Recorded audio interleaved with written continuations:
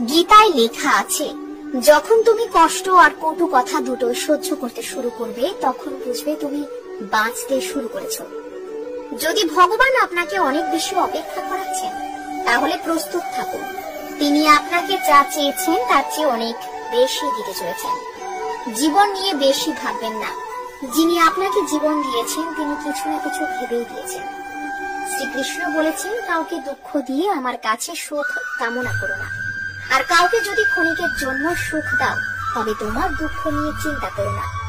মৃত ব্যক্তিকে কাঁধ দেওয়াকে মানুষ যেমন পুণ্য বলে মনে করে, তেমনি জীবিত মানুষের পাশে থাকাকেও পুণ্য বলে ভাবতে শুরু করলে জীবন সহজ হয়ে যাবে।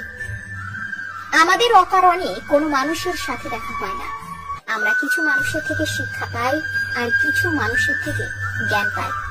কে কি করছে, কিভাবে করছে এবং কেন করছে তা থেকে যতই দূরে থাকবেন ততই সুখী থাকবেন। আপনি হাসতে থাকলে পৃথিবী আপনার সাথে থাকবে, নইলে চোখের জল তো চোখেই ঠাঁই পায় না। যদি কেউ আপনার ভালো কাজকে সন্দেহ করে তাহলে মন খারাপ করবেন না, কারণ সন্দেহ সর্বদা স্বর্ণের বিশুদ্ধতার উপর করা হয়, কয়লার কালো দাগের উপর নয়। মনের শান্তি জীবনের সব থেকে বড় উপার্জন। উপদেশ, সঙ্গ এবং সময় কাউকে না চাইতে দিলে লোকেরা প্রায়ই সেগুলোকে সস্তা